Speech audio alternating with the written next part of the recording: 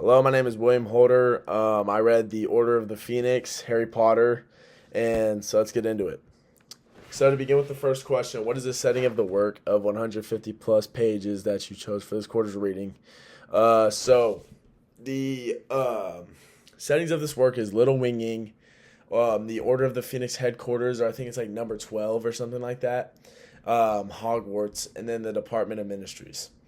I chose those four because there's others like the forest and stuff like that, but I didn't feel as though I needed to include them because they just didn't seem like they didn't really play a big role in the story like these four did.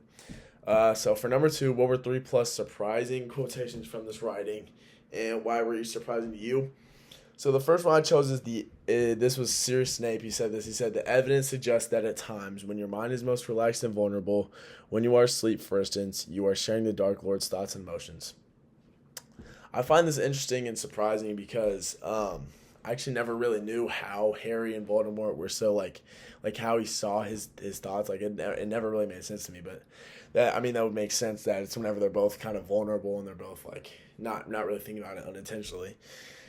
Um, they like let their thoughts, I guess, slip. But that also that surprises me because it's kind of very Christian. Like that is such a Christian um, thing. Is that when your mind is most relaxed and vulnerable, that's whenever the devil attacks. He attacks at the worst times whenever your mind's relaxed and vulnerable, and it'll share your thoughts, and the Dark Lord will share your thoughts and emotions, and he will start to control them, as what Snape begins to say, and that's exactly how it is here. And so it kind of just surprised me that that would be in a Harry Potter book as something that's so like Christian and something that can actually apply to a Christian life. So number two, I chose. I mean, it's sort of exciting, isn't it? Breaking the rules. This was said by, I'm pretty sure, Hermione, and I chose this one because it kind of just shows her character because she's obviously very, like I guess goody two shoes. Like she doesn't really break the rules. She stays. She gets good grades. All this, but she's willing to break the rules for friends and for the right and for the good of all humanity and wizards and witches too, I guess. So it kind of just shows like the type of girl she is, and that's just something that I really like. I envied, and I was like, okay, like like I see you, you know what I'm saying.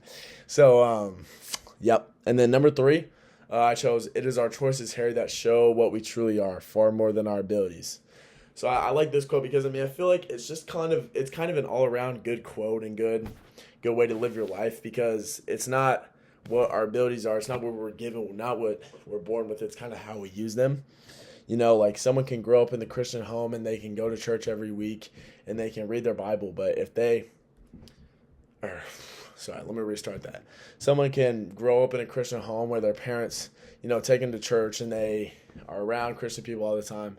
But, it's our choices that make us who we are because he will just, they can just go out and start living for the world, or they can take what God gave them and use it for good. So it's kind of just something to think about. And I found it surprising that these quotes are kind of, you can use them in a Christian way. You know what I'm saying? Like this is Harry Potter. This is like some magic sorcery book that it's just some random, not random, but it's just this movie book series from 2000s. But you can use it in a Christian way, and it's just crazy how God can work. It really surprises me. So question three: what were three plus things you liked / found interesting within the reading?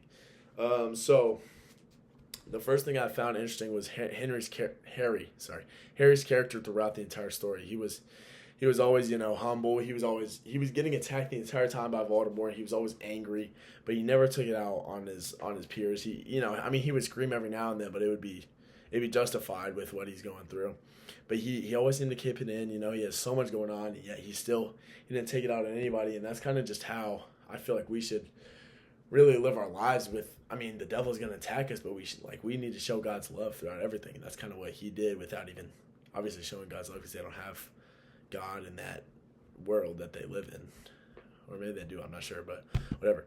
The world that was built throughout the story is the next thing I put because, it's just so interesting to me. It's always been something that I've envied, and it's like, I just love, watching the movies and reading the books and just thinking about the train that they take, like the candy that they eat, everything, the wands. I think it's all just so cool, and it's really why I fell in love with it. I used to love Harry Potter back in the day. Back when I was like 8, I'd watch all the movies and I'd start reading the books. It's just awesome. And number three, Harry never did anything rash to Umbridge. And I thought I thought that was super cool because it's like, uh, she was doing terrible things to him, torturing him the whole entire time, making Hogwarts a terrible, terrible place to be at. But he let her own character destroy her. He didn't step in. He just you know, let her do her thing, let her toxicness show through, and then she finally was killed by the half-bloods. I can't remember what they are, like centaurs or whatever. Number 4. In 20 years, if someone asked, what were the major takeaways / life lessons from the writing, what would be your responses? So I would say my major takeaway is kind of how Harry handled Umbridge, because I know I'm going to have a boss that I either don't like or, is like corrupt or something like that. And I just know I need to be patient and wait for the time, and they will ruin themselves. Or, maybe there's a time where I do need to speak out, but I know God will tell me. And it's just kind of interesting to see how Harry didn't do anything to, step in, and she ruined her own self and her own career. So number 5, who would be the 2 family members or other people that you want to recommend the work to? I said my mom and my grandma, because my mom has been getting into more spiritual books, and I think she could actually really benefit from this. She's a very strong Christian, but I mean, I think she'd like to see kind of how, a non Christian work could even be related to Christian ways, you know what I'm saying? And my grandma, she just loves to read, so I recommend her any book. So next one I would go to is, what made the work feel like you were there? So quote a memorable passage full of sensory imagery. So this is on page, it's on page 60 in my PDF that I got on my computer, because I want to do it on here.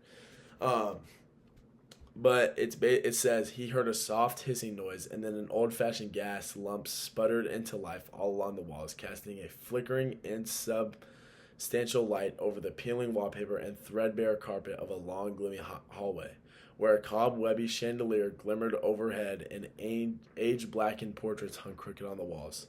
I don't think there was a single object in there that didn't have an adjective next to it. It is such a detailed and just world-creating story, and it's just so beautiful, and that's why I think so many people have fallen in love with it. It's just so beautiful. It's such a great story.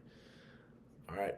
Thank you, Dr. Korver. I would do more questions. I have a lot more answers, but I'm already out of time, so this is it. I didn't know if I was supposed to do every single question. I didn't because of the time.